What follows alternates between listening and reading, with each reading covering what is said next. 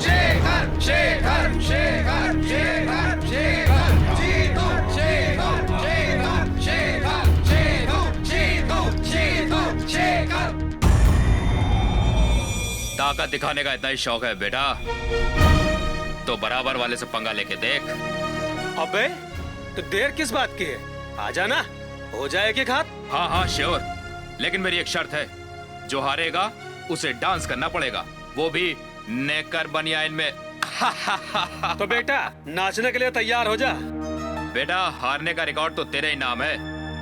ये गांव की शुद्ध हवा और गाय का ताजा दूध है बेटा, आज भी तू ही हारेगा। अभी दूध का दूध और पानी का पानी हो जाएगा। ये प्रॉब्लम तेरी है, क्योंकि हम गांव वाले तो बिना पानी का दूध पीते हैं। आजा। शेखर शेखर शेखर शेखर शेखर शेखर शेखर शेखर समीर समीर समीर समीर शेखर शेखर शेखर शेखर शेखर शेखर समीर समीर शेखर शेखर शेखर शेखर समीर समीर समीर शेखर शेखर शेखर समीर समीर। शिट! अरे यार तुम तो सीरियस हो गए। अरे बेटा आज हम लोगों के कॉलेज का आखिरी दिन है। हाँ अभी शर्त भी तो बाकी है, हारने वाला हमारी पसंद के गाड़ी पे नेकर बनियान में डांस भी तो करेगा। भाई कपड़े उतारो। और बेटा हमारी पसंद का गाना है कांटा लगा।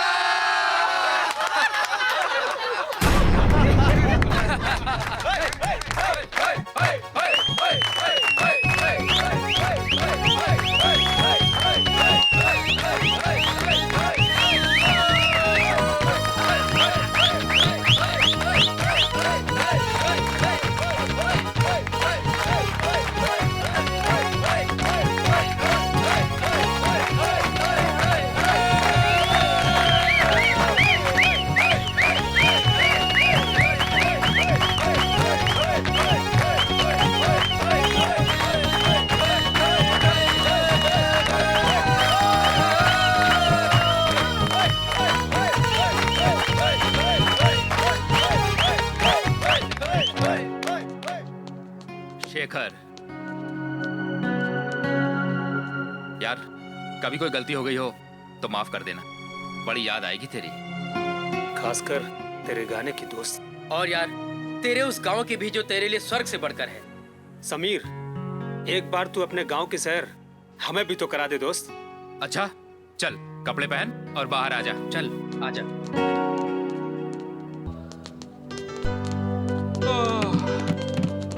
अब चलता हूँ यार, अभी बहुत सारी पैकिंग करनी है। समीर तू तो परसों सुबह जा रहा है ना? अरे यार परसों नहीं, कल शाम को ही बस पकड़नी है, और तू तो जानता है अगर कल शाम की बस छूट गई तो परसों सुबह से पहले नहीं मिलेगी। बेचारे को एक दिन और लटकना पड़ जाएगा। अरे यार भैया को गांव में जाके लड़की जो देखनी है, यहाँ तो तड़प तड़प के मरे जा रहे हैं। अच्छा अब चलें? हाँ चलो। हाँ चलो चलो चलो।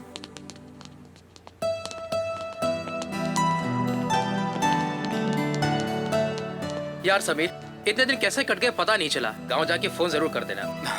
समीर दोस्त अपना ख्याल जरूर रखना। हाँ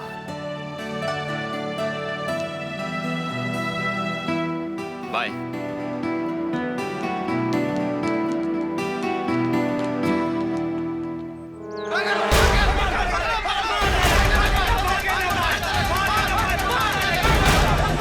ओम भास्कराय नमः। ओम भास्कराय नमः।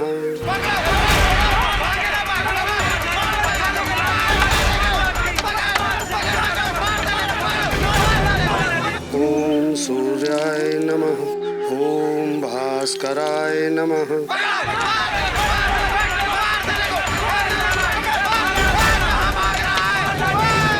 ओम भास्कराय नमः।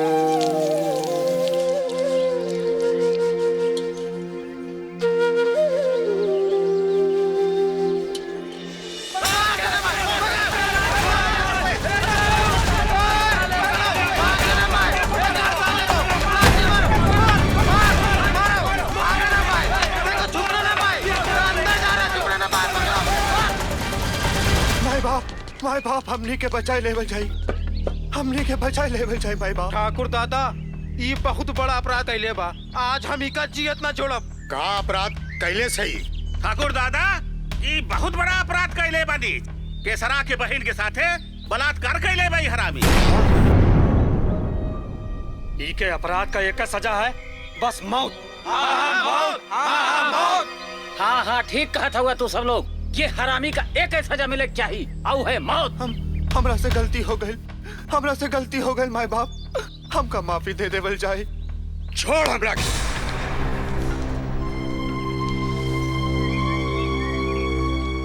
सारा गांव ठाकुर रणविजय सिंह के मान सम्मान ये खातिर ना करेला कि वो बहुत बड़ मनई हुए, बाकी ये खातिर करेला कि वो गांव की भलाई चाहे, हमेशा इंसाफ करेला। और आ जाओ इस चौखट पे इंसाफ है होई।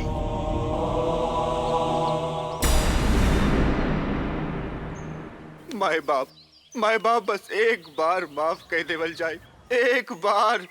चुप हरामी कहीं का, तोहरा के माफी नहीं, तोहरा के मौत मिली, मौत।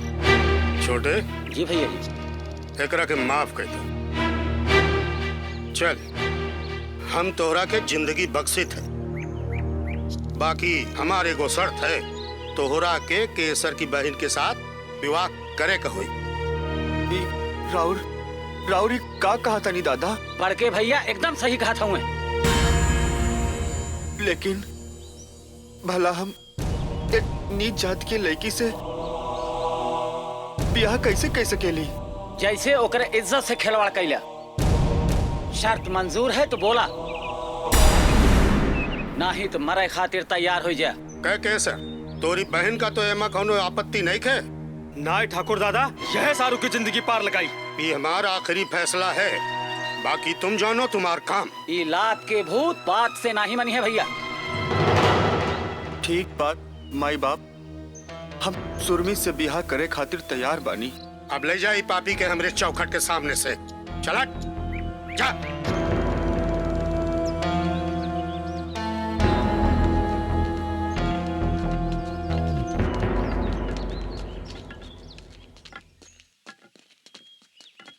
चल छोटे चल।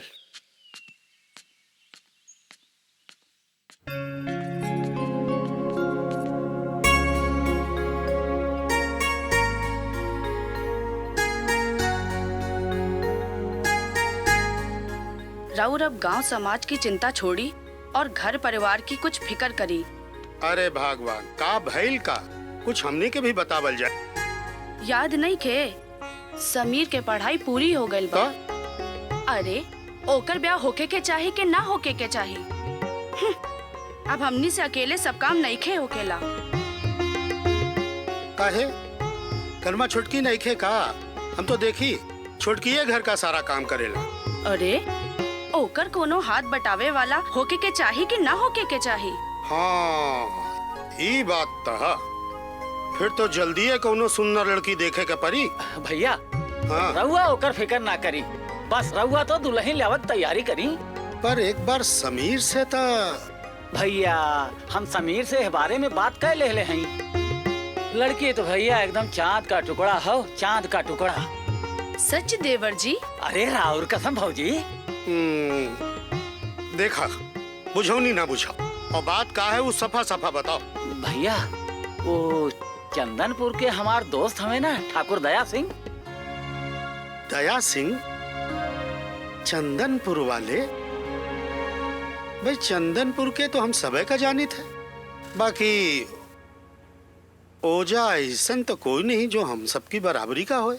नहीं नहीं रहुआ उन्हें कैसे जानीला, वो तो भाई 6 महीने पहले चंदनपुर में आके बसल हैं। अच्छा। बाकी मनई बहुत नेक है भैया, और वो अपनी बिटिया स्वाति का बियाह अपने बेटवा समीर से करे चाहत हैं।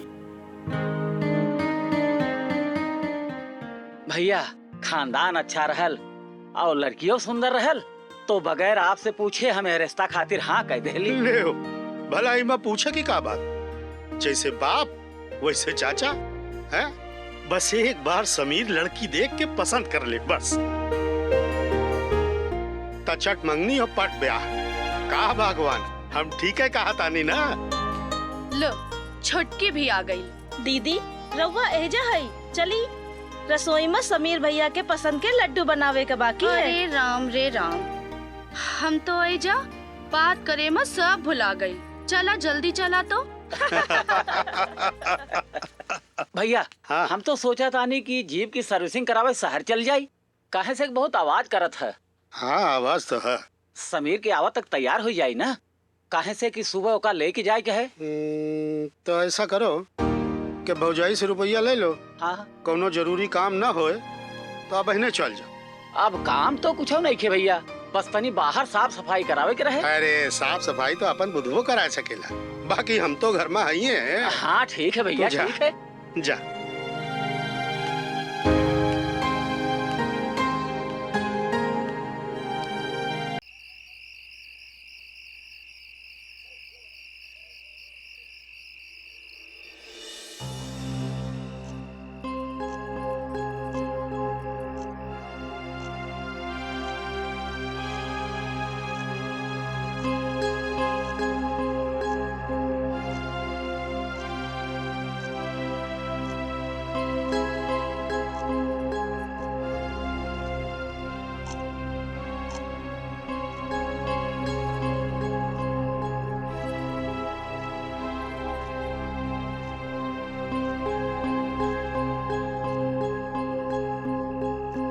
छुटकी बैठा बैठा। देवर जी ना आइले का? आवत हुई है जीजी, कोनो जरूरी काम में फंस गए हुई है। चिंता न करी, रउआ जाई आराम करी। इतना रात भर बाहर रहा देवर जी के ठीक नहीं के छोटी, तोरा का टोके के चाहिए। दिन भर मरद कहूँ भी रहे, मुला रात में ओकरा के अपन मेहरारू के पास होके के चाहिए।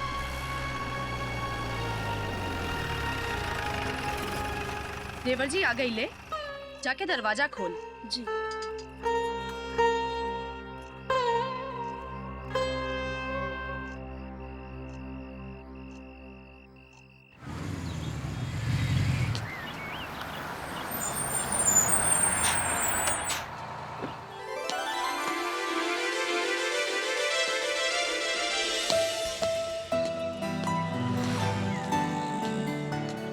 समीर भैया, समीर भैया। अरे लोटन,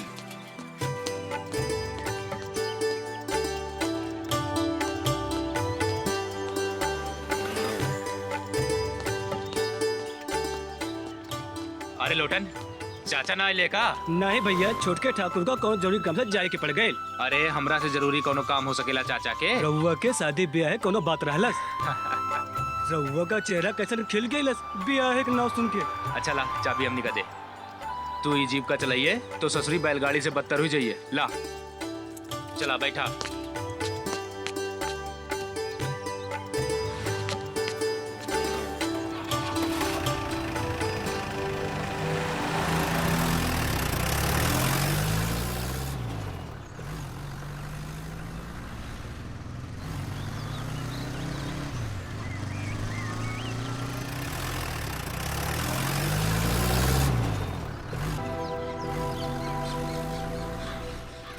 अरे अरे अरे अरे तनी धीरे चलो बा, ई शहर ना हो, गांव हो क्या? अरे बाप रे बाप, हे भगवान, आज तो तोरे आसरा हो गए। अरे राम राम समीर भैया। राम राम रमई काका, ठीक तो हाँ? रउआ लोगन कृपा है। अरे लोटन, अरे सुना तो, कहाँ जात बाड़ा? ना भैया ना रउआ जाए, हम पैदल चल जाब। अरे सुना तो। अरे ना भैया, अब हम मरे ना चाहिए।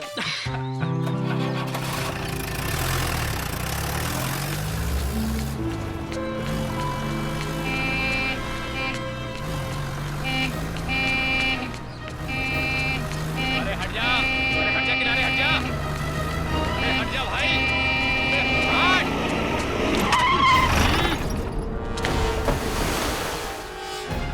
बचाओ हमें, बचाओ, हमें बचाओ, बचाओ,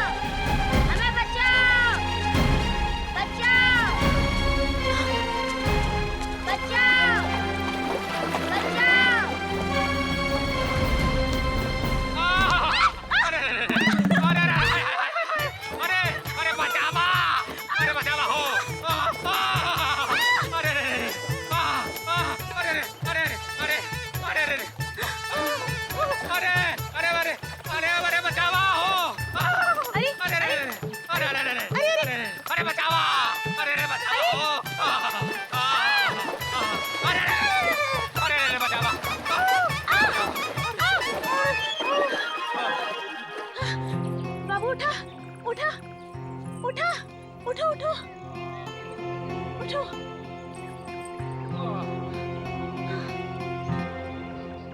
जब रउआ को तैरे नहीं आवत तो काहे कूद गईला? जी रवा कूद गईली तो हमाऊ कूद गईली। पनिया वाले से हो गई आंखें चार। अबे तेरी तो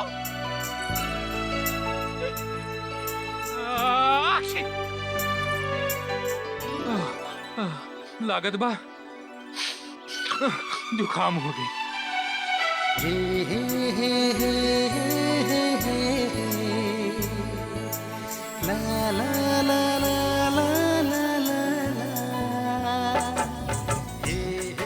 तोहरा से सुंदर भी कुछ हो सकेला।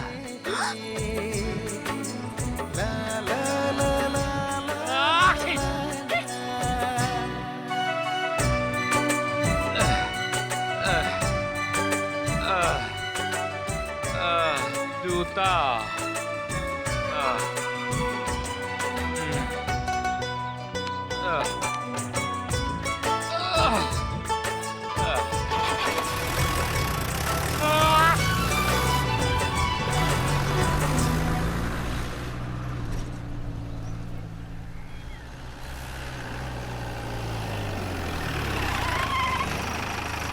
ला भैया आ गईल हमार शेर।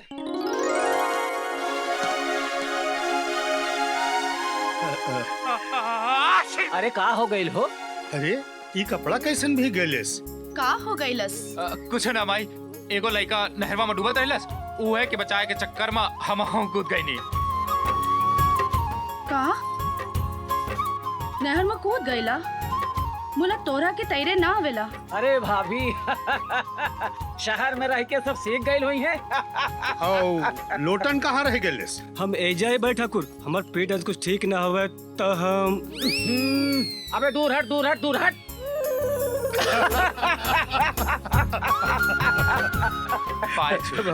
खुश रह, ऐसे नहीं मुस्कुरात रहा और खानदान का नाम रोशन करा।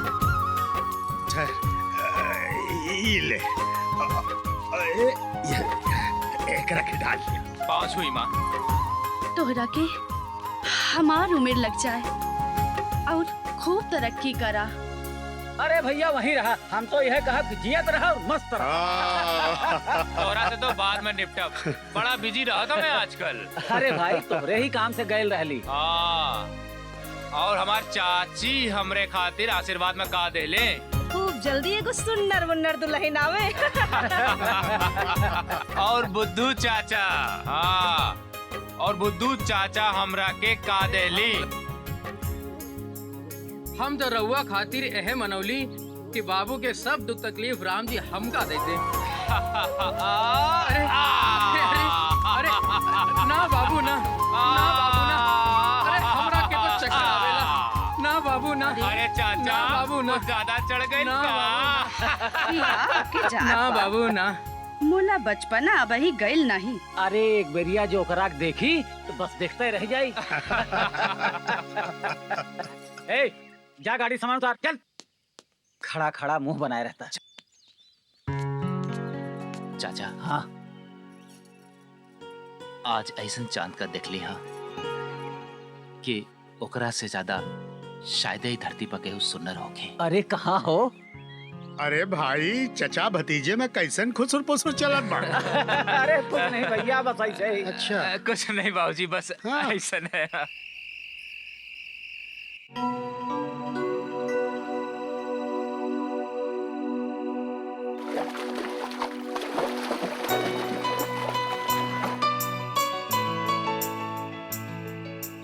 जब रउआ को तैरे नहीं आवत तो काहे कूद गईला? जी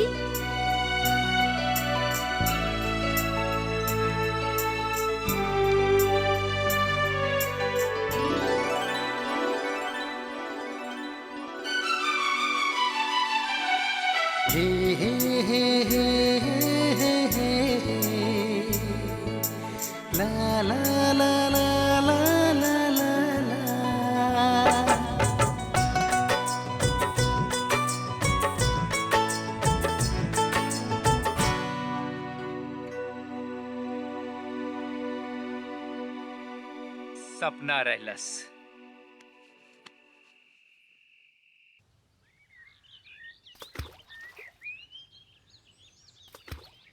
समीर, ई देखा राजा बाबू ऐजा बैठल बाड़े।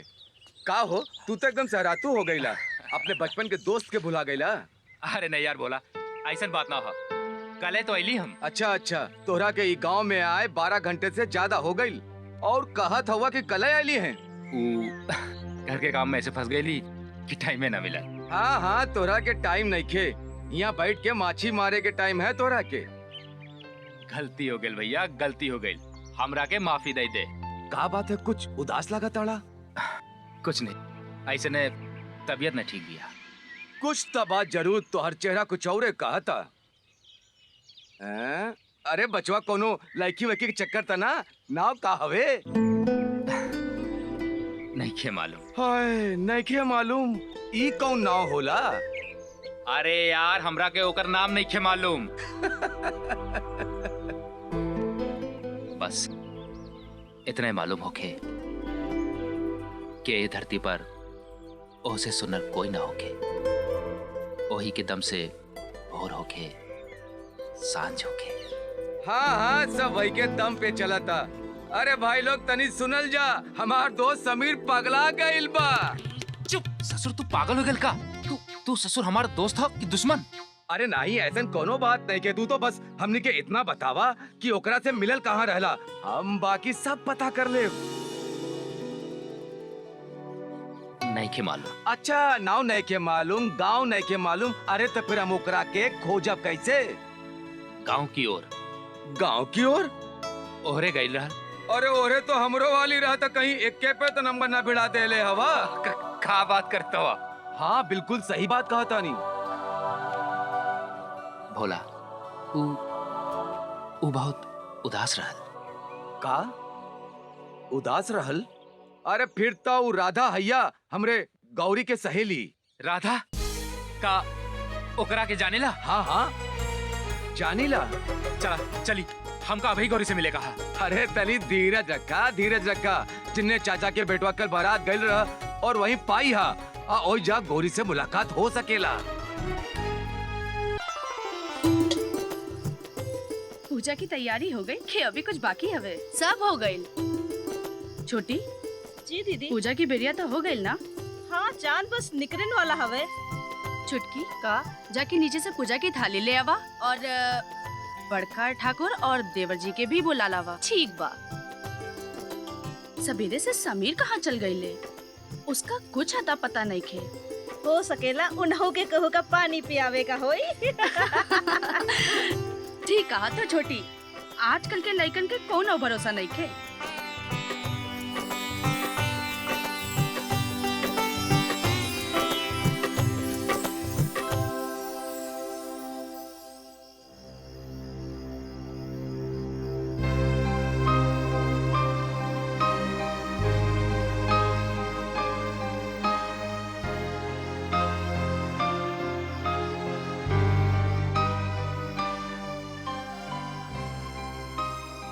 ये तो बहुत अच्छी बात है कि रउआ ओकरा के इतना प्यार करत हो।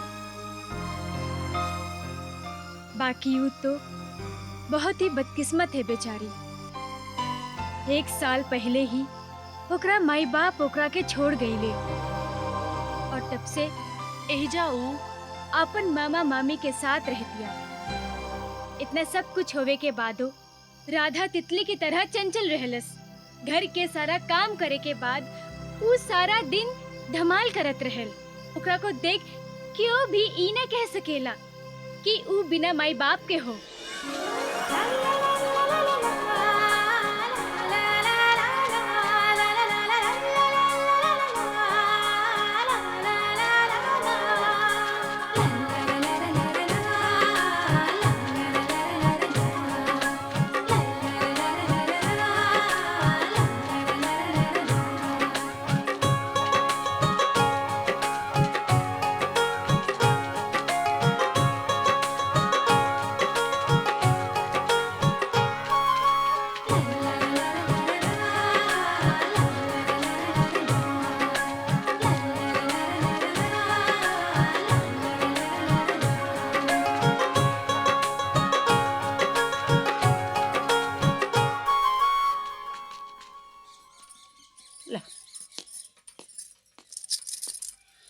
ला जा।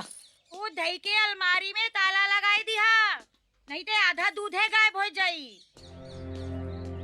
जब से कल मुही घर में आई है तब से दूध तक के चोरी होए लगला।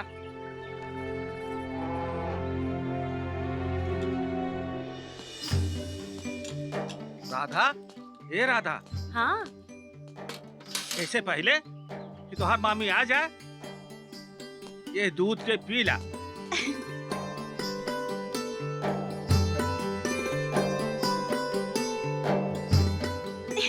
अरे दूध पियते तो तोहरा के मोच आ गई का?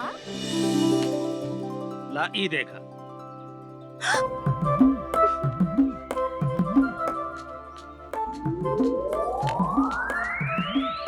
यहाँ आवा, आवा।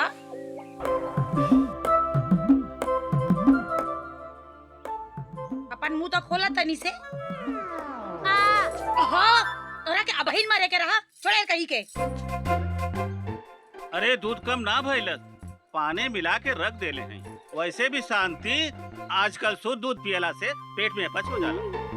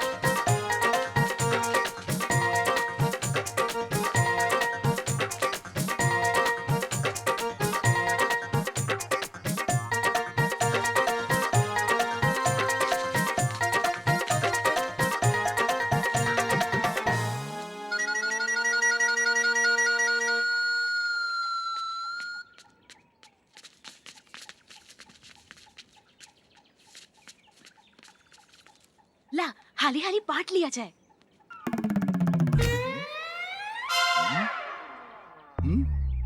लो पूजा तोहार, ला शिवाली तोहार, ला चंदू तोहार। ए दीदी, तू तो हम सबसे ढेर ले हऊ। अरे चंदू महाराज, मेहनत तभी तोहरे सबसे ढेर कइले बानी। अच्छा तू एक और ले ला। तू याद रखबा कि कौनो रईस से पाला पड़ल रहा।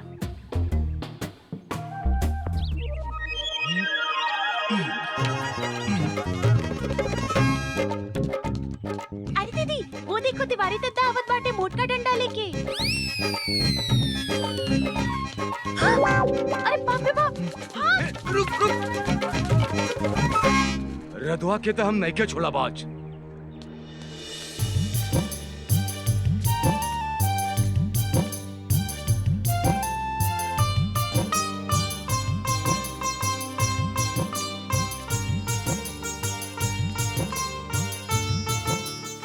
महारानी, कहाँ रहलू दिन भर? कत्तो नहीं मामी, बस आंवला तोड़े गए रहले। आंवला? कहाँ से तोड़ लू एके? और कहाँ से? तिवारी चाचा के बाग से। बस तो एके चटनी बना दा और दाल चावल के साथ खाए में मजा आ जाए। हाँ, हमरा के बस ये काम रह गल बा। तू चले गांव के आम आंवला तोड़ के लावे और हम चली कबो चटनी पीसी कबो दाली में डाली और केहू औरहन लेके आवे तो ओहू का सुनी। तू मामा भांजी हमरा के पागल समझ लू है का? आवे ते आज बुढ़ऊ का बहुत कपड़े चढ़ा ले बा तोरा के। आज ओहो का बताई बो तोहरा के। अरे अब फिर से कहाँ चललू? एक जरूरी काम याद आ गेल मामी, बस आवतानी।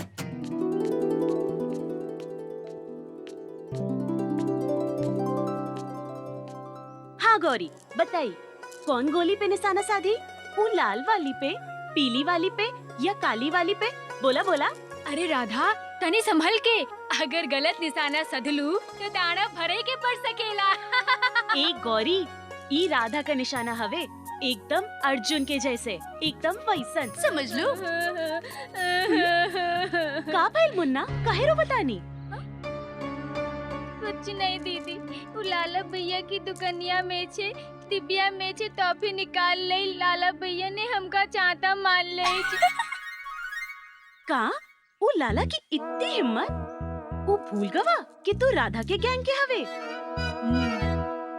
चलो वानर सेना, आज वो लाला का देख लिया जाए।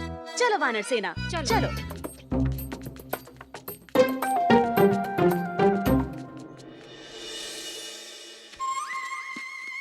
अरे ओ राधा, का बच्चे तो सब डर के भाग गए ले। चलो भाग जाई दो, उनका तो सबक सिखाई के रह। चल। सेठ जी, का है? 100 ग्राम जीरा, 100 ग्राम हल्दी, 100 ग्राम नमक, 100 ग्राम मेथी, 100 ग्राम और अरे बस बस मेरी नानी, पहले इतना तो तोलन दे।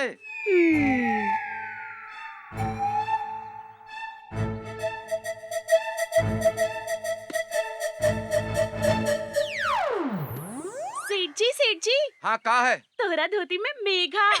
मेघा? कहाँ? बुढ़ा खूसट, भाग राधा। अरे रुक, अरे तोरा कर रुक। यह पूरा गांव माँ बस राधा के हंसी गुंजत रहे। मामी के डांट मार के भी ओकरा पर कोनो असर ना रहे। तो फिर ऐसन का भइलस गौरी? जौन राधा एकदम मूरत हो गई। ई तो हमहू न जानेला। हाँ, एक रात हम और राधा कमलापुर गांव में नौटंकी देखे गए रहली। गांव में बहुत मनई अपन टोली बनाई के गए रहलस। हाँ, हमनी के अच्छी तरह याद है कि वो रात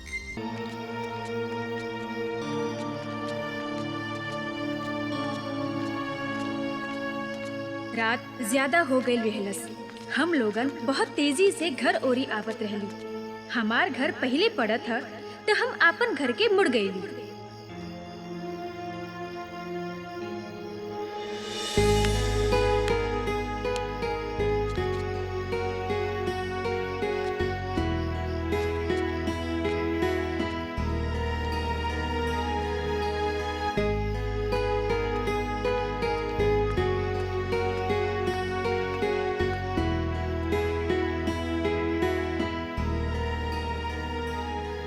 मतलब तोहरे घर की ओर मुड़े के बाद और राधा के घर के बीच में कुछ ऐसन भइल जौन राधा एकदम टूट गई। मुला भइल का?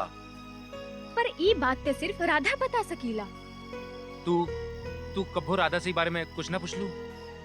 हम तो ओकरा से पूछ के थक गई नी। मुला ऊ आज तक हमनी के एह बारे में कुछो न बतौलस।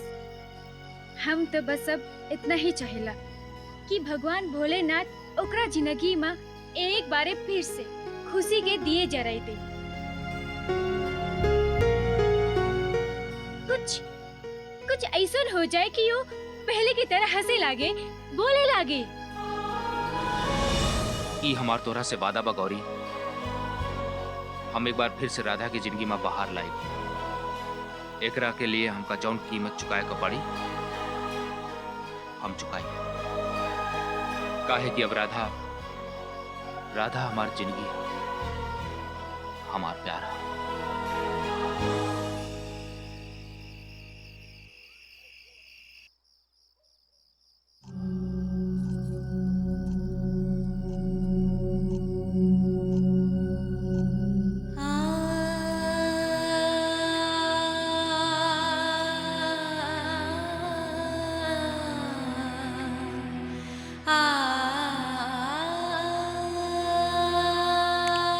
देवर जी ना आइले का?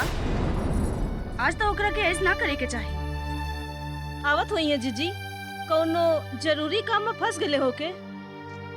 अपन औरत के ए तरह से घर छोड़ के घर से बाहर रहा, कौन सा ऐसा जरूरी काम कर रहल बिया? सब समझा तानी,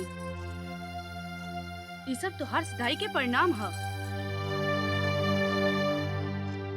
कब तक तू देवर जी की गलतियन पर पर्दा डालत रहबू? अब हम चुप ना रह पाई। ठाकुर जी से। ना ना दीदी, ऐसा कबो न करिया। बड़के भैया का बेवजह दुख पहुंची। हम समझा लेबे उनके। रउआ तनिको चिंता न करी। जाई जाई सोई, ऊ औते होई है। तू उपवास तोड़ लू। एक ऊ ह जेकरा के तोरा खातिर तनिको फिकर ना है। एक तू ह ओकरा खातिर अपन देह जरावतिया देह।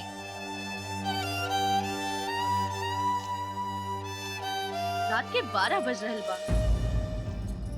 मुला अबे तक पता नहीं खे कहाँ हवे और कहाँ ना।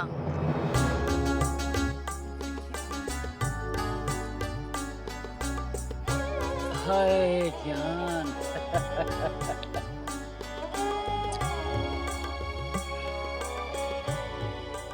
हे चमेली, अरे तू तो ससुरी शराब बन जाला। राम कसम बड़ा नशा हवे तोहरा में, बड़ा नशा। ए चमेली के अलावा तोहका और कुछ बुझाला कि ना? आवा आवा ठाकुर आवा। इला हे बस तोहरे ही तो इंतजार रहला। अरे कम से कम आज की रात तो तोका फौजी के लगे रहे के चाहत रहल। ए केहिका नाम ले लेहला मर्दे। सारा मूड खराब हो गई। चमेली, अपने हाथ से एक पैग बनाओ। एह पतुरिया के चक्कर छोड़ा और हमरे काम में लग जा।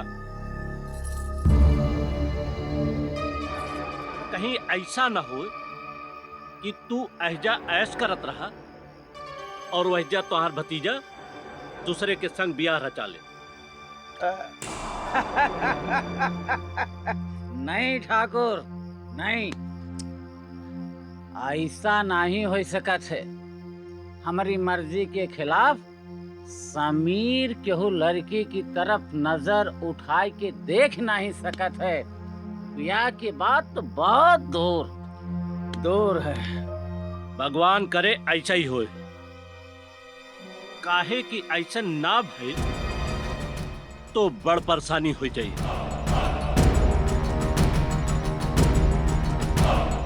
तू तो अच्छी तरह से जानेला कि हमारा नाम है दया सिंह। दया सिंह और बिस्तर। पाप भी जिकरा के आगे दया की भीख मांगेला।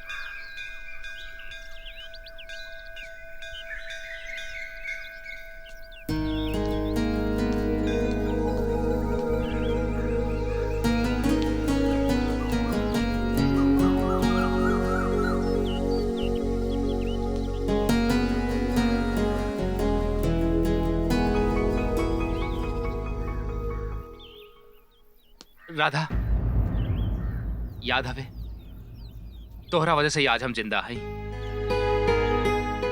बड़ा एहसान है तोहरा हमरा पे। जब से हम तोहरा के दिखले हैं समझ में नहीं आवत का हो गइल बिया। बार बार तोहार सुनर चेहरा हमरी आँख के सामने छा जाती है।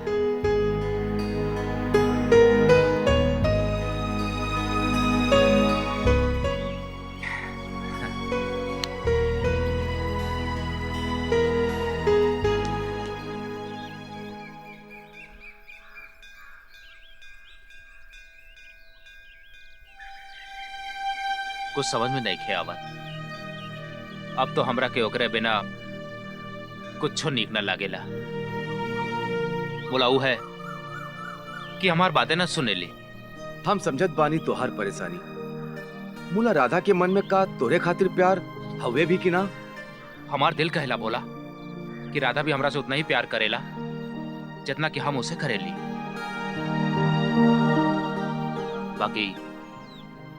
बाकी कोनो मजबूरी हवे जौन राधा हमरा से कुछ ना कह सकी। भगवान करे तोहार विश्वास सही होए। अमीर कहाँ रह गए? अरे ओकर मूड पे रात रहल तो पहले खा के सूत गईले। का कहलू भौजी? मूड पिरा था? हाँ मूड पे रात हो। अरे मूड तो पिरेबे करी। सारा दिन न जने कहाँ कहाँ घूमा करत है। भैया हम तो कहत मानी वही के पैर में बेड़ी बहुत जरूरी हो गई बा। एकदम ठीक कहा थे देवर जी। अब ओकर ब्याह करे में देर ना होके के चाहे। अरे भाई तो हम कहाँ मना कर ले के हो गए? छोटे तू तुमरे दोस्त वाले रिश्ता का का भइल भैया? भैलस का भैया? तू तो रउआ का इंतजार करत बानी। रउआ आज हाँ करे वो आज आ जाए। समीर से कुछ बात भइल? तू का कहलस? अब उसे का बात हुई भैया? तू तो अब टाल मटोल कह रहल बा। अरे वो शर्मात हवे। ओका कही कि आप बियाह कह दे हमार या हमका लड़की पसंद हवे। देखा समीर की मर्जी के बिना ही मामले में हम कुछ न कर सके। निभावे कबो के ई मामला में जबरदस्ती करब ठीक नहीं खे। छोटे थोड़े दिन सब्र करा। एक आध महीना में सब ठीक हो जाए। खाना बनौले हो?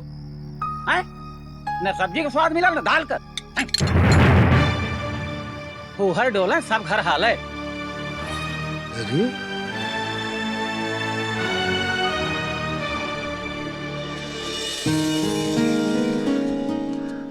राधा राधा हमार बात सुना। राधा एक बार हमार बात सुन ले राधा। राधा तोहरे मन में का है हम ना बुझली। मुला हमरे मन में तो बस तोहरे सूरत बस गईल बा और ऐसन बस गईल कि हम अपन सूरत तक भूल गईली।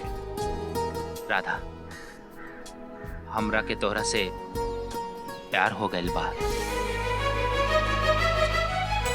राधा राधा सुना तो। राधा राधा हमार बात तो सुना। राधा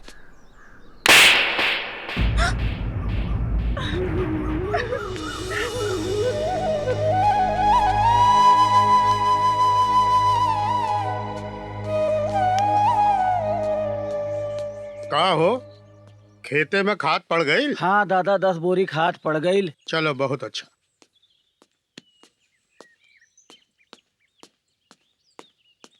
समीर जरा एजे आवा बेटा। का बात है बाबूजी? बैठा। अभी बतावा बेटा कि आगे का करे की सोच ले? हा बाबूजी ऐजा गांव में ही रह के कुछ करब। जैसे आपन संगे संगे गांव के 10-12 और लड़कन के रोजगार देबे। अरे वाह ये तो बड़ी अच्छी बात सोच ले। हा का है कि गांव में पढ़े लिखे समझदार मनई की बहुत ही जरूरत है। अच्छा एक बात और बतावा बेटा, ई बियाह के बारे में तो हर का मर्जी बा? बाबूजी बुरा मत मानी, हम अभी एके बारे में कुछ निर्णय ना ले सकीला। हमनी के थोड़ा टाइम दिया जाए। हाँ हाँ कोनो बात नहीं, जैसन तुम्हार मर्जी। तो बाबूजी अब हम जाएं? हाँ हाँ हाँ जा बेटा जा।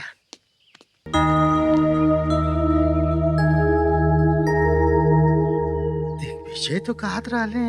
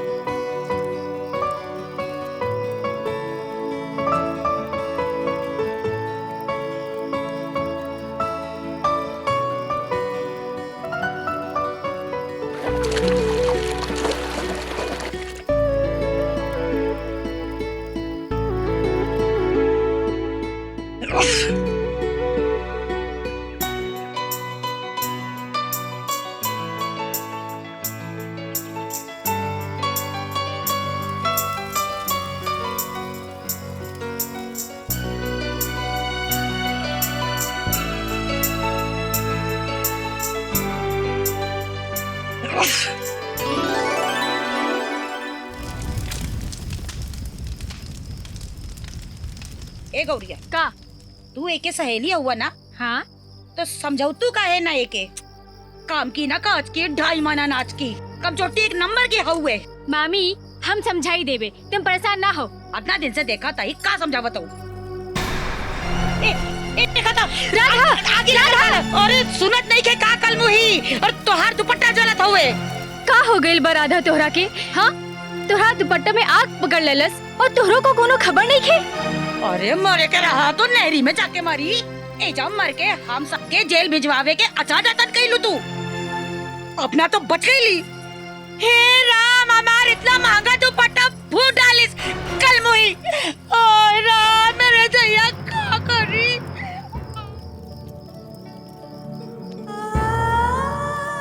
प्यार में बड़ी ताकत होला राधा। सच्चा प्यार बड़े से बड़ा घाव के भी एक पल में भर देला। और समीर तोहरा से बहुत प्यार करेला। ऊ तोहरा के बहुत खुश राखी और तू भी तो ओकरा के बहुत चाहिलो ना? हाँ ऐसन प्यार करे वाला बड़ा भाग्य से मिलेला राधा। देर न कर और अपन एगो नई जिंदगी की शुरुआत करा। हाँ राधा हाँ।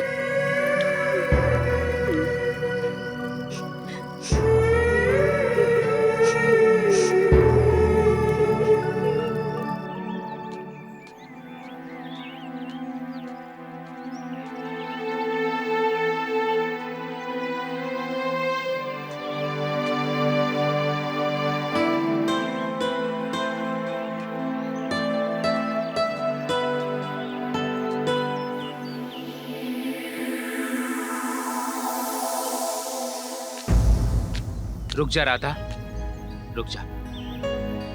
आज हम तोहरा के ऐसे ना जाए दे। आज तोहरा के हमरे सारे सवालन के जवाब दे के पड़ी। छोड़ समीर बाबू। ना राधा, आज हम ना मानब। आज तो हम फैसला कई के आए बानी कि आज हम तोहरे मन के हाल जान के रहब। और रउआ के बतावे का पड़ी कि हमरा या हमरे प्यार में ऐसा कौन खोट बा जौन रउआ हमरे प्यार के ना स्वीकार करत बानी। जिद ना करा समीर बाबू। हमका मालूम बा कि रउआ हमरे का बहुत चाहेला। मुला हम रउआ के प्यार के ना स्वीकार कर सकेला। हम मजबूर बानी। उहे तो हम जाना चाहता नहीं, ऐसा कौन मजबूरी बा जौन रउआ हमरे प्यार के ना स्वीकार कर सकीली। एगो है मजबूरी, हम ना बता सकेला। ठीक है राधा, रउआ जात बानी तो जा। बोला आज हम एक फैसला कई के आए बानी। हम तोहरे मन के हाल जान के रहब या कुएं में कूद के अपन जान दे दी। नहीं समीर, ऐसा ना करी। हम और रउआ को उतना ही प्यार करीला जब तक रउआ हमरे का करेला। बोला हम मजबूर बानी। हम का करी? हम रउआ के प्यार के लायक ना बानी। चुप हो जा राधा, चुप हो जा। सच्चा प्यार कौनो मजबूरी का न मानेला।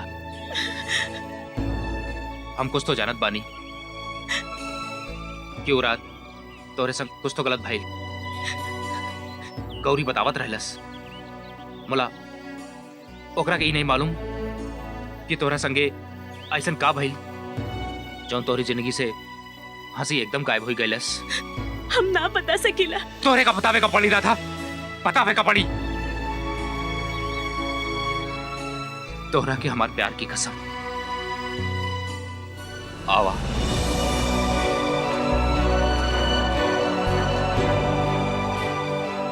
बतावा राधा, बतावा। ऊ रात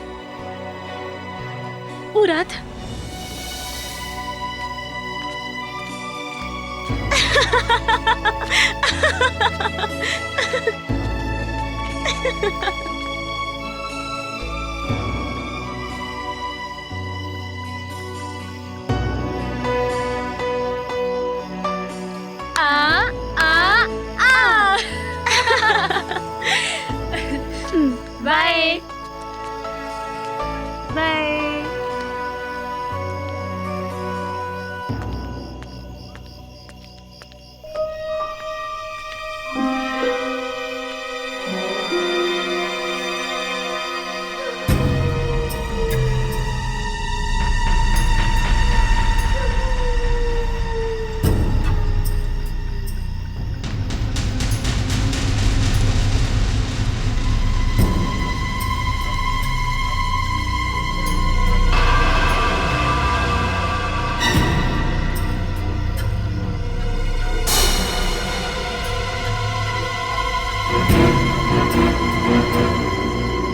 के है?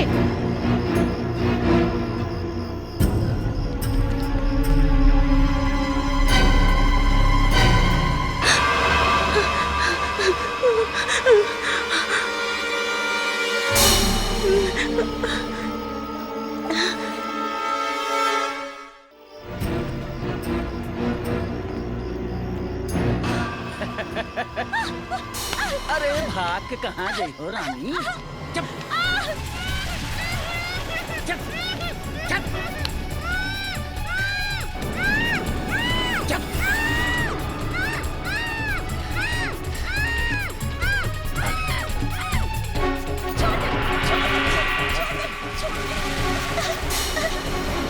छोड़ कमीने, छोड़ छोड़ कमीने, बचाओ।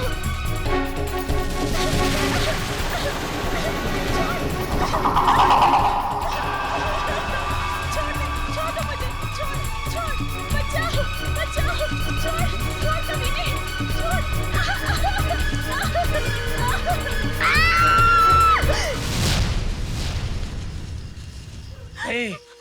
अगर केहू के सामने जबान खोललू तो पूरे गांव के सामने जिंदा जलाए दे, समझो?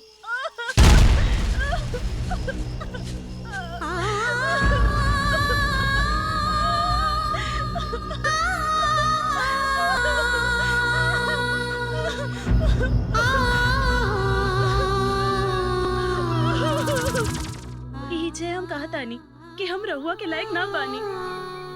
राधा, तू अपन समीर का अभी तक ना समझ पाइलू। तू हर हाल में ओकरा लायक हो। तू हमरे से दूर न जाए, नहीं तो हम मर जाए। विश्वास रखा अपन समीर पे। ई जन्म तक आ, अगले 7 जन्म तक अब समीर ई हाथ का ना छोड़ी। तू हमरा के वो राक्षस के नाम बताए दिया बस। तोहरा आंख से बहे एक एक आंसू के कीमत चुकाए कपड़ी हरामी के। हम क्यों के नाम नहीं मालूम, बाकी हम देख के पहचान सकीला।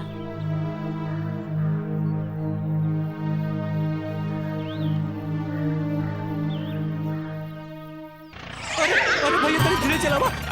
अरे भैया, अरे भैया, अरे अरे भैया, अरे भैया, अरे भैया,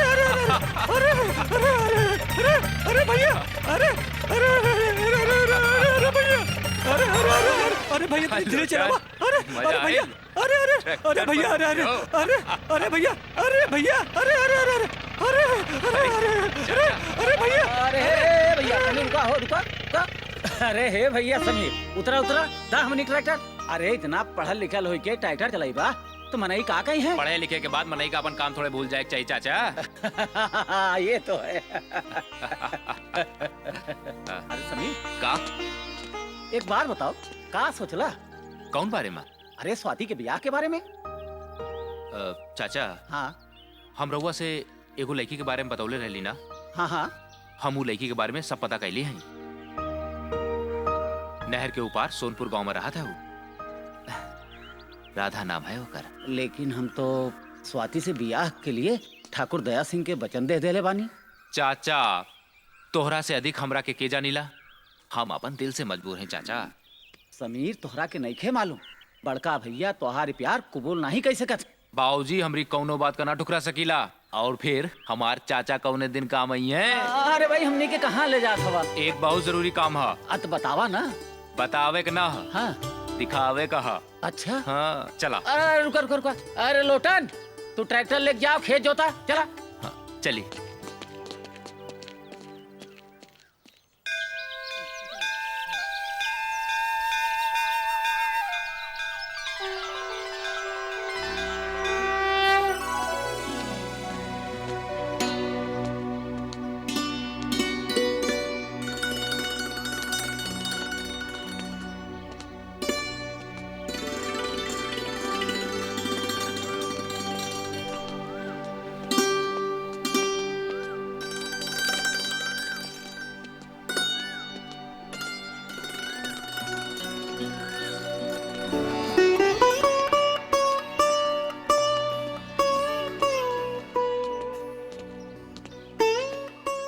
राधा, ई हमार चाचा हवे। ई तोरा के पास कही दे ले, समझा तू पास।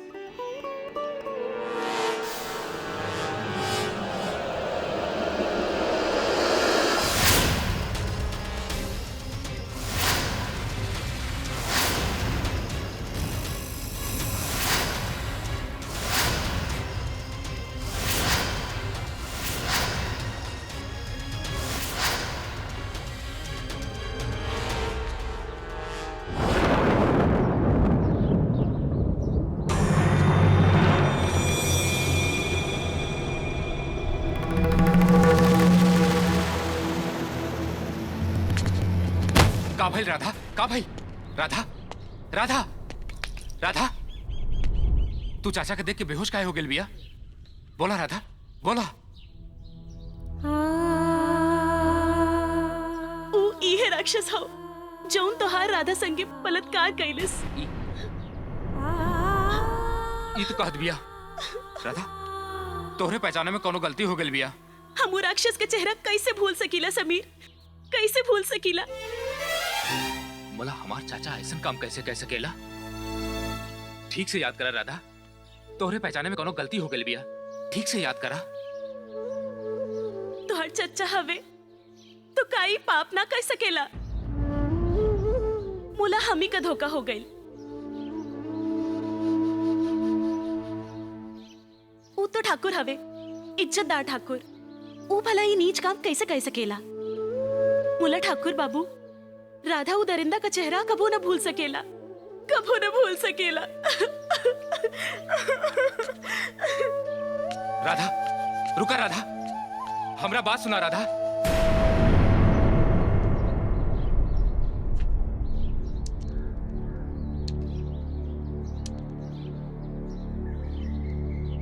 दोस्त का कुछ बुझात नहीं खेबा। एक और हमार प्यार होखे त दूसर और पिता समान प्यार दे वाला चाचा। तोरा के भरोसा केकरे पे बा? प्यार पे कि चाचा पे? दोनों पे। मुला दोनों तो सच ना हो सकेला ना। हमार बात माना, तना राधा के ना चाचा के। तू सच के साथ चला। सच का है दोस्त? एक बार ए बारे में अपने चाचा से बात करके देखा, सच खुद ब खुद सामने आ जाई। भुला गईला भोले बाबा के मंदिर में राधा के संगे का वादा कैले रहला? चला।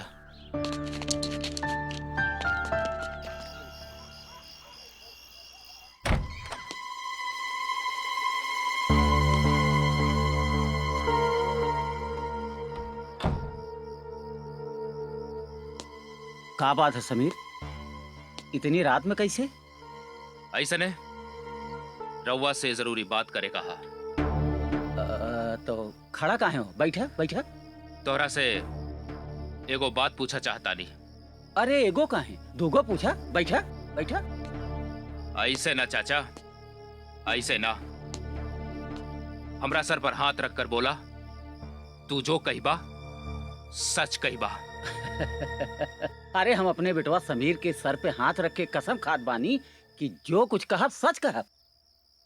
कमलापुर गांव में चमेली के नाच देखे तू अब गईला रहा। तारीख तो ठीक से याद नहीं खे, मुला साल भर हो गई हुई। उरात नहर के किनारे एगो असहाय लड़की के साथ बलात्कार भइले रहल। ई याद हवे कि ना? ई बात तू हमनी से काहे पूछत हवा? हमनी के का मालूम? काहे से कि तू जानत हवा कि वो बलात्कारी के हवा। ई का बकवास करत हवा समीर?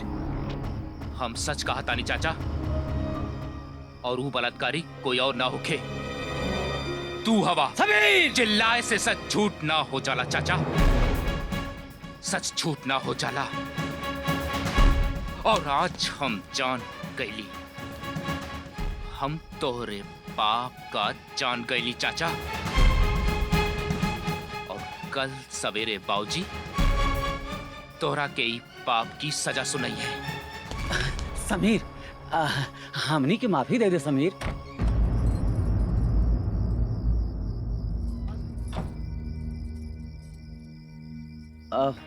दरअसल उ रात हमनी से ई पाप जानबूझ के ना भइल रहल। उ हम शराब के नशे में हमनी के माफ कर दे समीर, हमरा के माफ कर दे। अरे तू कहा तो हम उ लड़कियों से माफी मांग सकीला। मुला बड़ के भैया से कुछ मत कहिया, कुछ मत कहिया। हम सपने में भी ना सोच सकीला चाचा कि हमार भाई, हमार दोस्त, हमार बाप नियन चाचा इतना बड़ा पाप कह सकेला। वाह रे ठाकुर साहब वाह, तू तो हमारी सोच से भी अधिक नीच निकला। सरिता, सरिता, हम तोहरा से भी माफी मांगत बानी। तोहरे साथ बहुत जुल्म कहने बानी, हमरा के माफ कर दे। बड़के भैया से कुछ न बोलिया, कुछ न बोलिया। माफी? माफी शब्द का मतलब वो जाने ला ठाकुर साहब? मुला तू का जाने, तो हार जैसे लोग ही इस शब्द का महत्व खत्म कर डाले। इस शब्दों कबो न कबो सोचे कि तुहार जैसे लोगन की वजह से ओका अस्तित्व खत्म होएगा। अरे हमार बस चले तो लोगन के दिमाग से और सारी किताबों से इस शब्द का मिटा दे। जकरे आड़ मत तुहार जैसे लोग अपने गुनाह का छिपा ना सकेला। सरिता, सरिता, हमनी के माफ कर दे। हम तोहरे सर की कसम खात बानी, जिंदगी में दोबारा ऐसन गलती हमनी से नइखे होई। हमनी से माफी मांगे से कुछ न हो सकी। अरे माफी मांगे के तो जा, उसे माफी मांग जी की इज्जत के तू तार तार कर डाला। हम ओकरा से भी माफी मांग सकीला। तुम लोग हमनी के माफ कर दे। हम कसम खात बानी कि जिंदगी में ऐसन पाप हमनी से दोबारा नइखे होई, नइखे होई। ठीक है चाचा, अगर राधा तोहरा के माफ कर दे तो हम सब भी तोहरा के माफ कर दे।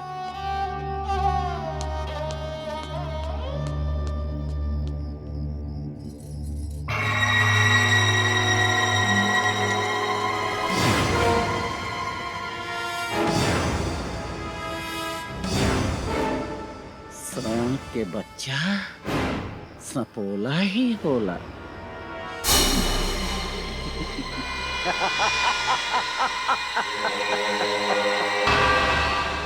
मुला तोहरा के नइखे मालूम समीर कि हम न्योला होई, न्योला।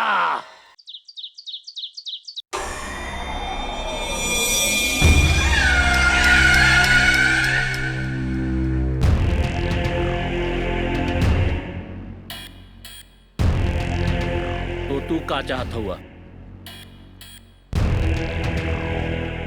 कुछ नहीं ठाकुर, वो दो कौड़ी के लड़की के संभाल ला बस। तू समझा तोहारी काम हो गए।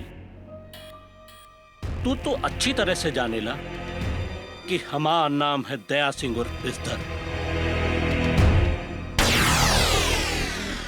बाप भी चिकरा के आगे दया की भीख मांगेला। और हाँ, हमार काम ना भूलिया, ना ही तो हमरा को क्यों ना संभाल पाई। नहीं नहीं ठाकुर, तो ये काम करा, समझा तुम्हार काम। राधा हमारी बात सुना, हमारी बात सुना राधा।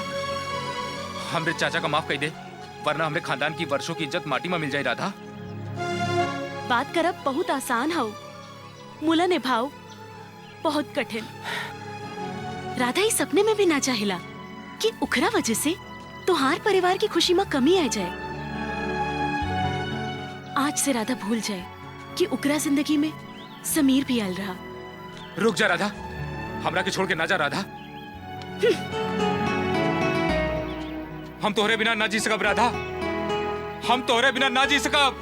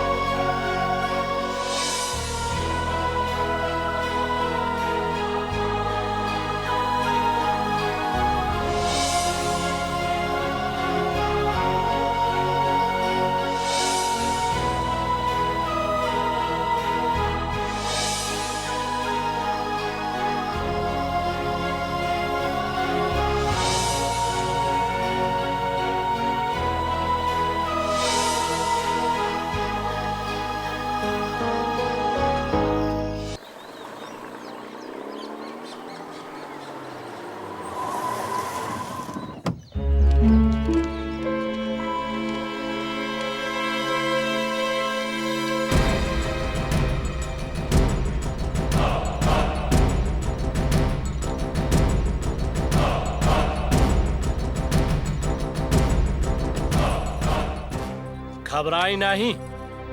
हम बताओ थे कि हम के है। दया सिंह नाम है हमार।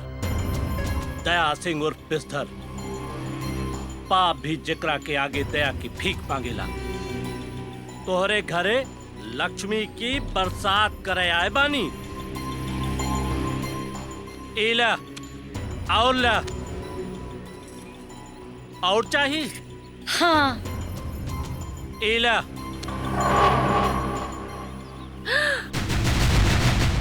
ये सब तोहार हो जाई। बाकी तोहरा के हमार एक गो काम करे के पड़ी। एगो का दुगो काम बताई। कल सवेरे राधा का लइके एहजा से गायब हो जाइए। और हाँ, ओकरा से कहिया कि समीर के भूल जाए, ना ही तो तोहरे पूरे परिवार का काट के नहरी में बहा दे। समझ लू कि नहीं?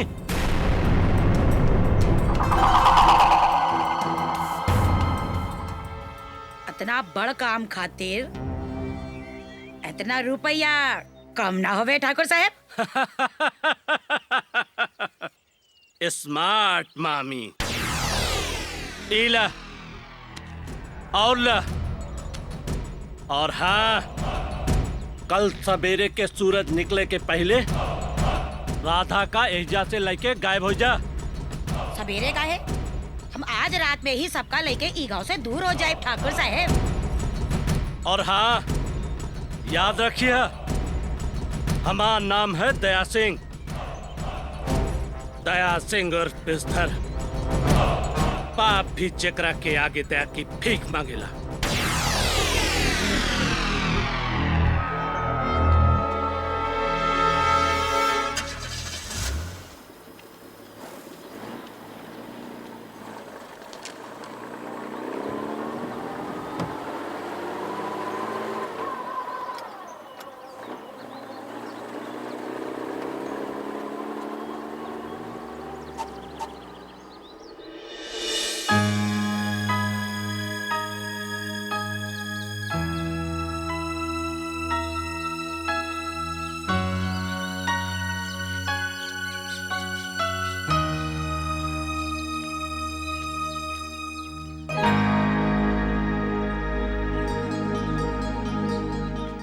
रुक जा राधा, हमरा से इतना मुंह ना मोड़ा।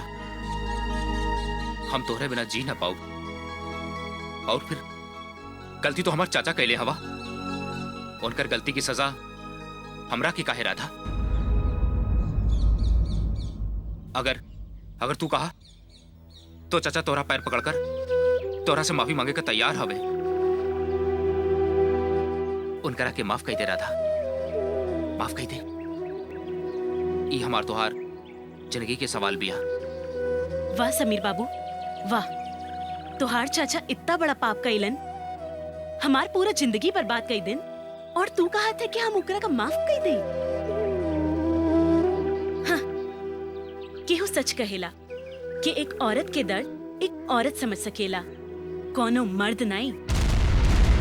फिर ओकरा बाप हो, भाई हो, या ओकरा के चाहे वाला। हमरा के गलत मत समझा राधा। तोहरे और तोहरे इज्जत से बढ़कर हमरे लिए कुछ और ना हवे।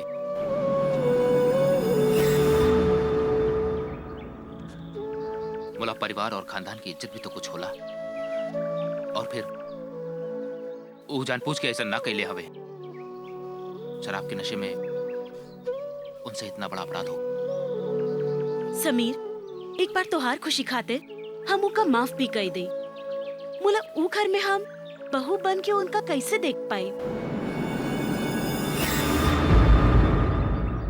साल भर जौन हमरे आंख से आंसू बहिलस, जब जब हमनी के याद आई, हम आपन से और तोहरा से आंख न मिला पाऊ। तू हमरा का भूल जा, यही में हमार और तोहार दोनों परिवार का भलाई बा। हम परिवार की भलाई के बारे में तो ना बता सकीला। मोला हमार भलाई तोरा के छोड़े में नहीं, तोरा से मिले में बा। तोरा संगे जिंदगी बिताए में बा, संगे जिए मरे में बा।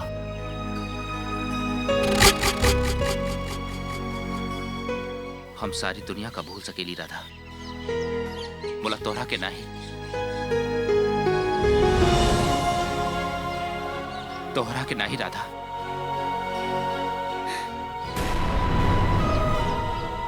अरे मामा जी, अच्छा भइल रहुआ एजे मिल गई। रहुआ से मिला ई वही फरिश्ता है जिकरा वजह से तोहार राधा का नवा जिंदगी मिलल बा। चाचा इज्जत लूटेला और भतीजा जिंदगी बचावे। खूब भल मनई बानी रहुआ लोग। बाबुओ साहब बड़ा भल मनई हमार। ई का कहा था मामा जी? ठीक कहत बानी। ये कैसन तोहरा प्यार के फरिश्ता हवे जवन की तोहरा के इंसाफ भी ना दिला सकेला। तू चला हमरे संगे।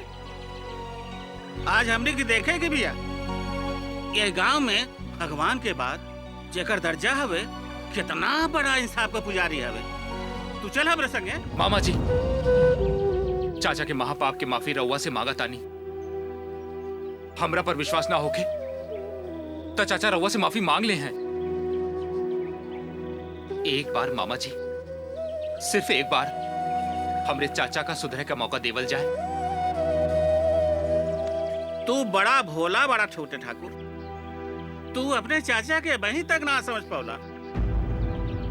वो दो मुहा साफ होके जितना इधर से उतना उधर से होके। राधा, राधा, काबिल गौरी।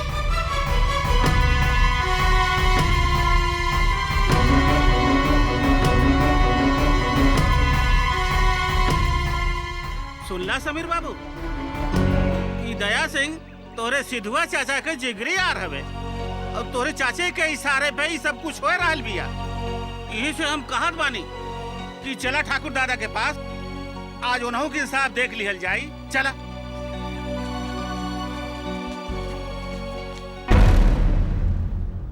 तू कहा था साल भर पहले ठाकुर दिग्विजय सिंह पूरी भौजी राधा के संगे बलात्कार कैलिन और मुंह खोले पर जान से मारे की धमकी देलिन। सुनहो वाना सच माई बाप।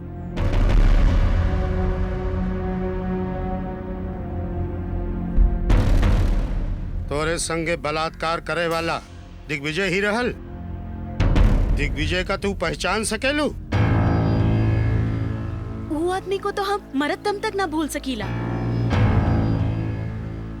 माई बाप याद रखी, आज तक ये चौखट पे इंसाफ है भइल बिया। अब वही कुछ दिन पहले सुरेश का सजा रहूंगे देले राली। आज जो इस चौखट पे इंसाफ है होला राम प्रसाद, भरोसा राखी। छोटे छोटे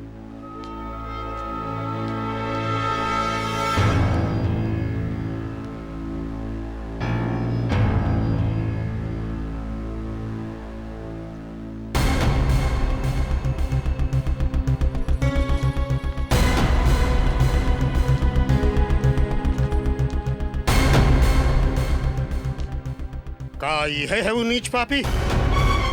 हाँ ठाकुर दादा, ये है। हमसे गलती हो गई भैया, हमसे गलती हो गई। चुप! गलती नहीं, महापाप हो। तेरी महापाप के चलते सारे गांव के सामने हमारे चेहरा पे कालिक पोत दी। ठाकुर खानदान के मान सम्मान के माटी में मिलाए के तू कहा था गलती है। हम रउआ से माफी मांगत बानी। दोबारा हमसे ये गलती नहीं क्यों है भैया, नहीं क्यों हुई। दूर हट।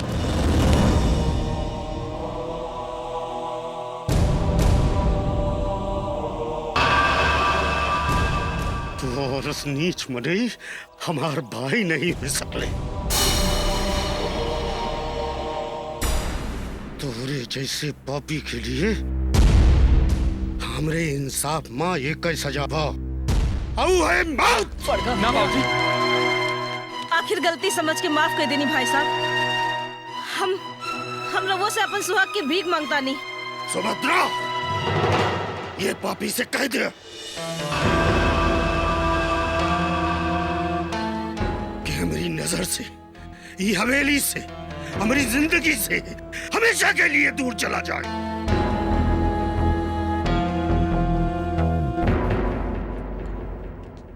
हमारी नजर में याद से मर गई। बाबूजी अजय के ऐसे हमदर्दी होए वो ई के साथे जा सकेला। एक बात और, राधा के लिए ई हवेली के दरवाजा हमेशा के लिए खुले रहिए।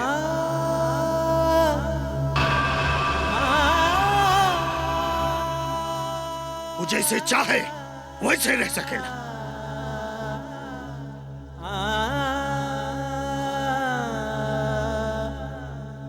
और हमरे इंसाफ से ओका संतोष न बाबा होए तो पुलिस में रपट भी लिखवा सकत है।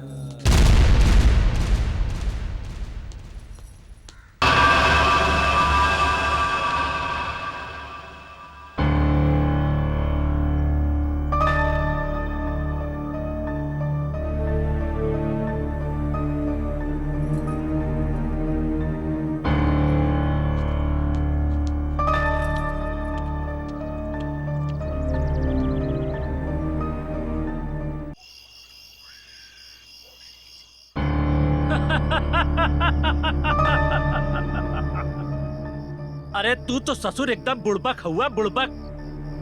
ओ ठाकुर रणविजय सिंह तोहरा का दूध में पड़ी मक्खी नियन निकाल के बाहर फेंक देले और तू कुछ ना समझ पाइला। हमनी के सब समझ बा ठाकुर, सब समझ बा।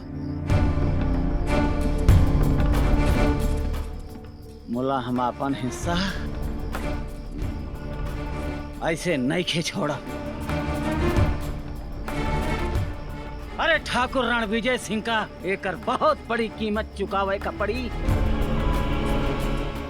बहुत बड़ी कीमत। अरे चुप, तोरा औकात का है? तू रणविजय सिंह के कुकुर रहला, कुकुर। अब एक तरह से आजाद हो गईला। वैसे तो यह दया सिंह में रच्चो दया ना होखे, पर अपन कुकुर पे हरदम में दया रखेला।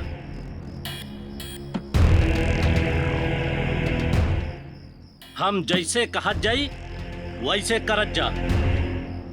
फिर देखा रणविजय सिंह तोहरे पैर में कैसे गिड़गिड़ात है। और रही बात उस साली छिनार राधा की, तो अब ओका भगवानों भी ना बचा सकेला। काहे कि तू तो अच्छी तरह से जानेला कि हमारा नाम है दया सिंह, दया सिंह उर्फ बिस्तर। पाप भी जगरा के आगे दया की भीख मांगेला।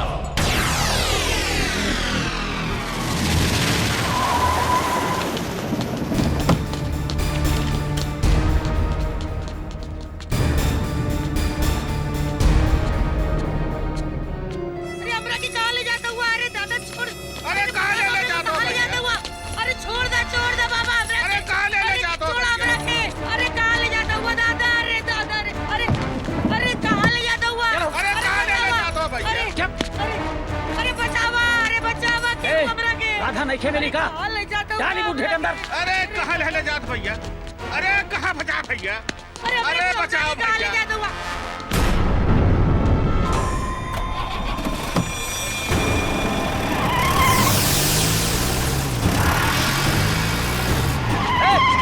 पकड़ के मार। नहीं, छोड़ो मुझे। बड़ी गर्मी हो गई ना, आज तुमका पता चली कि बलात्कार का होला। चलो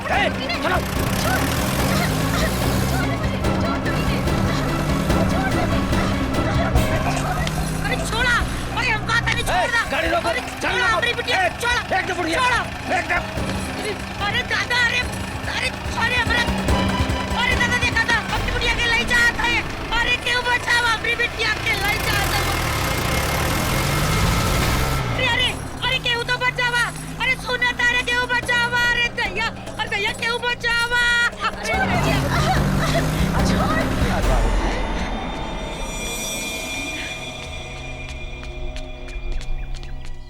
लोटन भैया का भइल गौरी? जल्दी से जाके समी बाबू के बताई दा कि दया सिंह और छोटे ठाकुर मामा मामी और राधा के जबरदस्ती उठाई के ले गई ला। हाँ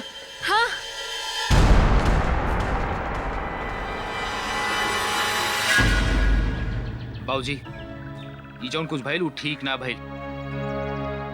चाचा जी के बिना हमनी के घर में कुछो नीक ना लागेला। तो तू का समझत बड़ा बेटा?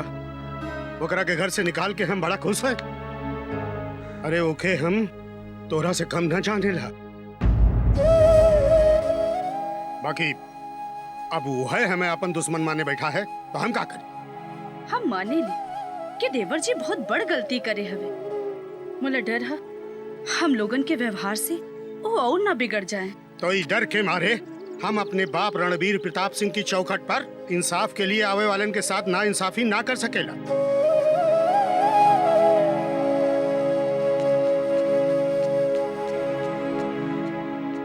ठाकुर रणविजय सिंह मरते दम तक सच का साथ दें, फिर चाहे ओकर कोनो कीमत चुकावे का पड़े।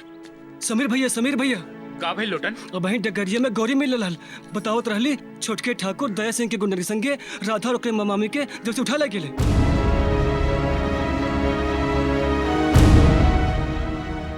चला भोला चला।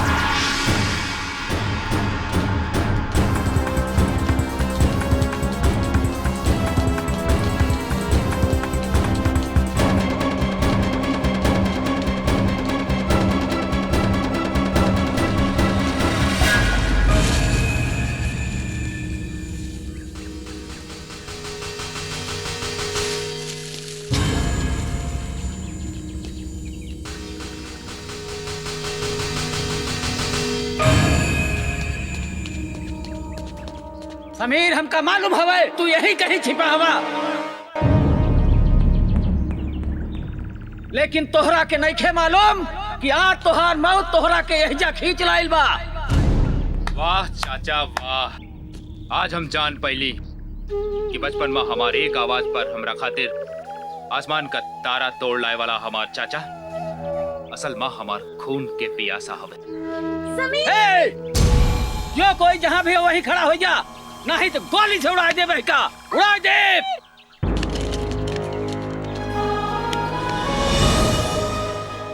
ले जा, बांध हरामी का, ले जा।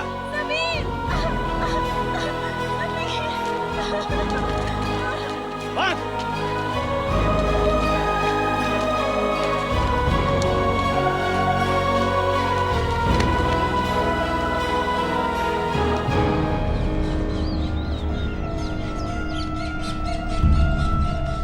का करेगा रे हरामी? अरे तोर बाप तो हमार सब कुछ पहले ले अब तय का लेबे। तोहरे बाप की वजह से हमार बाप ठाकुर रणबीर सिंह हमका जिंदगी भर निकम्मा समझ ले और हमारे हिस्से की जमीन जायदाद भी तोहरे बाप के नाम कह दे और हमका एक रुपया खातिर तसौले। हमें सुधारक ढोंग तो देखा, हमार बिया उ जाहिल गंवार से बगैर हमारी मर्जी के कराए दे ले छोटे, तोहर जिंदगी और नरक बन जाए। अरे अपने बेटवा के मुंह से कुछ निकले से पहले सब कुछ लावेला। बोला हमसे हमका कभो अपनी छाती से लगाए के ना पूछ लेन कि छोटे तू का चाहत हवा। अरे हम कुकुर की नाई तोहरे बाप महतारी के आगे तुम हिलावत रहली कि हमरा ऊपर तरस खाए के कुछ जमीन जायदाद हमरा के नाम कह दे हैं, लेकिन नहीं, ये दुई कौड़ी की लौंडिया की वजह से सब खराब हो गई, सब बर्बाद हो गई। एक रात एकरे साथ मौज मस्ती का कैले ले कि बुढ़वा हमारे ऊपर बंदूक तान दे ले। इंसाफ करे बड़ा भूत सवार रहल ना।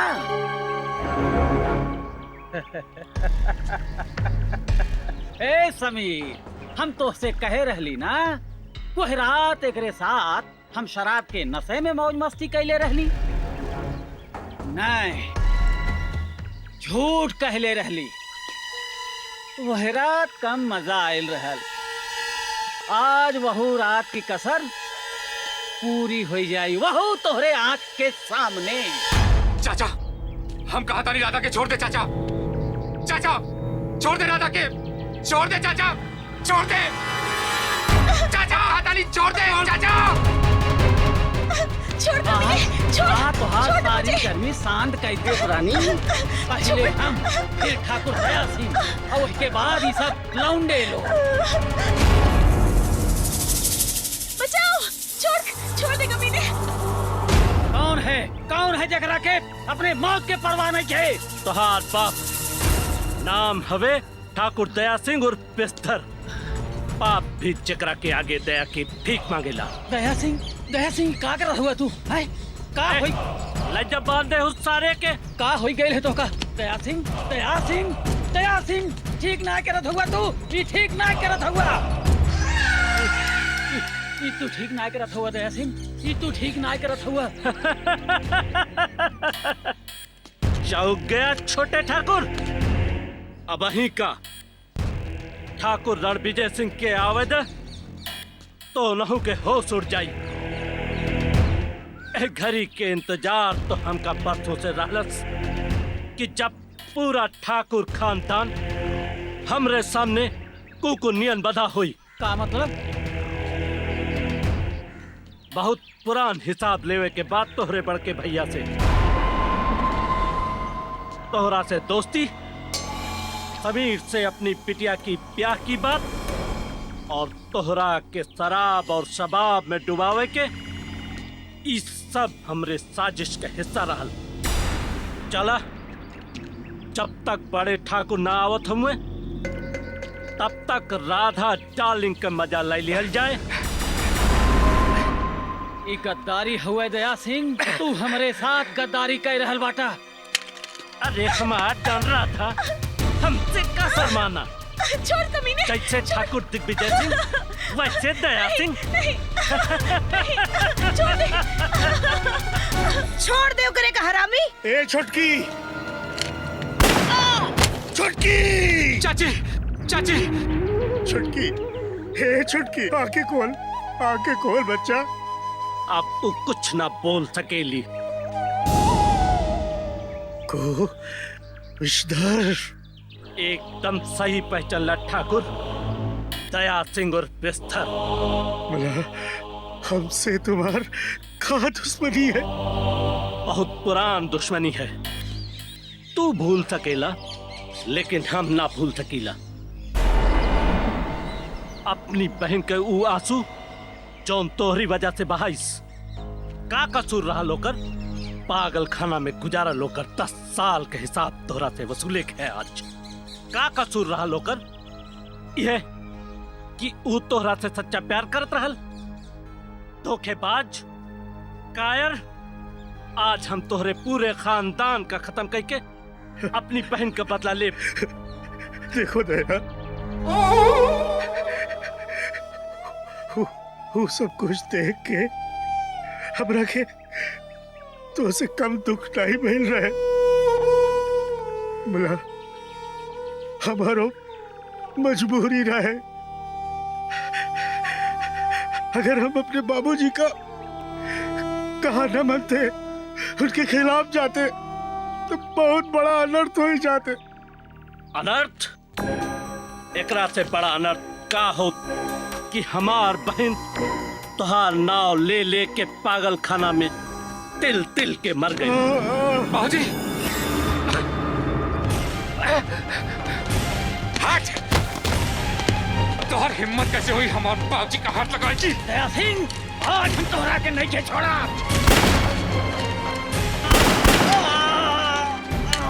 चाचा नाम हवे दया सिंह उर्फ बिस्तर। बाप भी जिकरा से दया की भीख मांगेला। हमनी के माफ कर दे भैया, हम रास्ता भटक गइल रहनी। ना छोटे, आज पता चलल कि अपन परिवार और अपने से बढ़ के दुनिया में कुछ ना होला भैया। चाचा कुछ ना होला। मुला जब आज पता चलल तो बहुत देर हो गईल भैया, बहुत चाचा। देर हो गईल।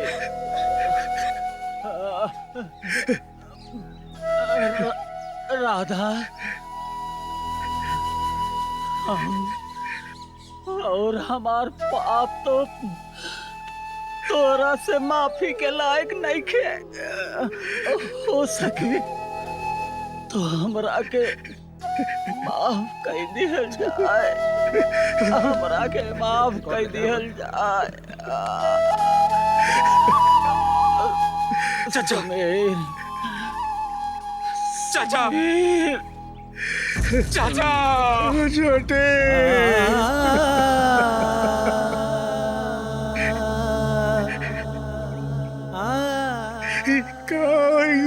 बच्चा